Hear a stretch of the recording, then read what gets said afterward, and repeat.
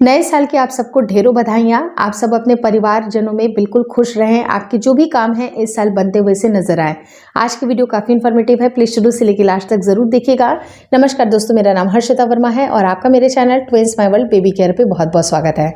सबसे इंपॉर्टेंट चीज़ क्या होती है कि जब हम बच्चे का ध्यान रख रहे होते हैं तो बच्चे के ध्यान रखने में माँ हमेशा कई बार गिल्टी फील करती हैं कि मैं अपने बच्चे का ध्यान अच्छी तरह से नहीं रख पा रही हूँ, क्योंकि कुछ ना कुछ बच्चे के साथ प्रॉब्लम होती है। या तो उसको सर्दी जुकाम हो जाएगी, या तो उसको लूज मोशन हो जाएगा, या तो कुछ ना कुछ उसके साथ लगा रहता है। लेकिन आपकी परवरिश में किसी तरह की कोई कमी नहीं है, बल्कि कुछ ऐसी गलतियां होती हैं छोटी छोटी जिसका अगर हम ध्यान नहीं रख पाते हैं, या सडन भी बच्चे को किसी चीज़ से अगर एलर्जी होती है उसकी वजह से भी बच्चे को लूज मोशन होती है। तो आज हम लोग लूज मोशन के बारे में बात करेंगे, और खास करके जो झागदार जो ग्रीन कलर की पट्टी होती है वो आने का क्या कारण होता है। तो सबसे पहली चीज़ क्या होती है कि आपका बच्चा कितने से कितने एज पे बिलोंग करता है।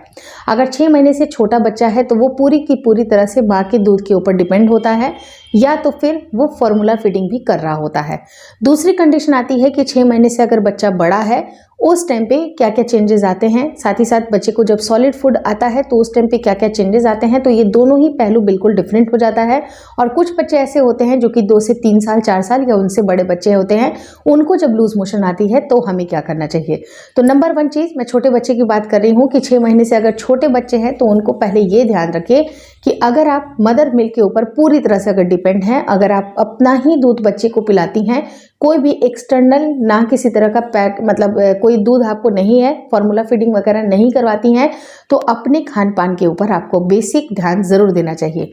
माँ कोई भी ऐसी गैस क्रिएटिंग वाली चीज़ें नहीं खाएंगी जिसके में उनको थोड़ा एलर्जी होती है। कुछ महिलाएं ऐसी होती हैं जिनको पनीर से एलर्जी हो जाती है, या फिर मिल्क इंटॉलरेंस होता है, लैक्टोज इंटॉलरेंस जैसी चीज़ें होती हैं। तो वो चीज़ जिसके वजह से उनको एलर्जी है, या फिर कोई ऐसे फूड आइटम जिससे उनको ज़्यादा गैस बनती है, जैसे जो फलीदार जो सब्जियां होती हैं, बीन्स होते हैं, गोभी होते हैं, मूली होते हैं, जिससे कि आपको बहुत ज़्यादा गैस ऑटोमेटिकली पहले भी बनता है, तो वो सारे फूड आइटम आपको ब्रेस्ट फीडिंग के दौरान आपको नहीं करना चाहिए।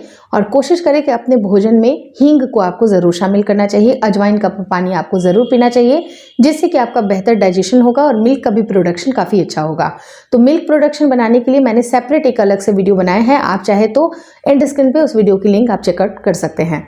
दूसरी चीज़ क्या होती है कि कुछ बच्चे होते हैं जो कि फॉर्मूला फीडिंग भी करते रहते हैं, यानी कि फॉर्मूला प्लस ब्रेस्ट मिल्क जो दोनों करते हैं। तो ब्रेस्ट फीडिंग के लिए मैंने आपको बताया कि माँ को जो इंस्ट्रक्शन दिए जाते हैं आप उनका बेसिकली ध्यान जरूर रखिएगा, और कोई भी स्पाइसी फूड आपको बहुत ज़्यादा नहीं लेनी है। कई बार क्या होता है, हमारी आदतें होती हैं, प्रेगनेंसी में भी हमने बहुत ज़्यादा जंक वगैरह भी खाया होता है, तो हमें ऐसा लगता है कि हम गुपचुप खा लेते हैं या चाट खा लेते हैं या कुछ जंक फूड भी खा लेते हैं।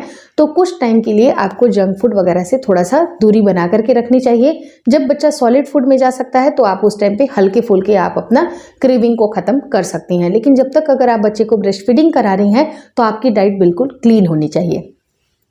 सेकेंड चीज़ क्या होती है कि कुछ बच्चे जो फॉर्मूला फीडिंग पे होते हैं, तो फॉर्मूला फीडिंग में भी आपको ये देखना है कि वो बच्चे के लिए वो मिल्क कितना हार्ड है। अगर बच्चे की डाइजेशन से ज़्यादा अगर आपने मिल्क दे दिया, मे बी उसकी क्वांटिटी या फिर उसका गाढ़ापन, जैसे मान लिया आपने बनाया, अगर जैसे इंस्ट्रक्शन दी जाती है कि आपको 30 ml पे 1 स्कूप आपको देना है, 1 चम्मच देना है, उतना आपने नहीं मिलाया, बल्कि मिल्क का क्वांटिटी अगर ज़्यादा है तो बच्चे को पचाने के लिए ये काफ़ी ज़्यादा हेवी होता है। तो जब बच्चे को मिल्क पचाने में दिक्कतें होंगी उस केस में भी बच्चा ग्रीन या झागदार पॉटी करता है।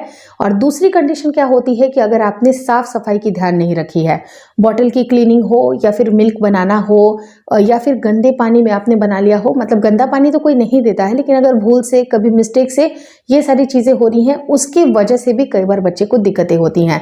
तो आप कोशिश ये करें कि बिल्कुल हाइजीन को आप ध्यान में रखते हुए अच्छी तरह से प्रॉपरली आप बच्चे के लिए मिल्क बनाइएगा। और मिल्क वही सूट करना चाहिए जो कि बच्चे के एज के हिसाब से डॉक्टर ने प्रिस्क्राइब की है। आपको खुद से अपने मन से कोई ऐसा मिल्क नहीं करना है, यूज़ नहीं करना है जो आपको डॉक्टर ने नहीं बताई है। तो एज के हिसाब से ही सारे मिल्क का डिसीजन डॉक्टर्स लेते हैं। अब बच्चे को बहुत ज़्यादा मिल्क हेवी होती है, उसकी वजह से वो पचता बच्चे को नहीं है। तो कोशिश करें कि आप बच्चे के एज के हिसाब से मिल्क बच्चे को ज़रूर प्रोवाइड करें।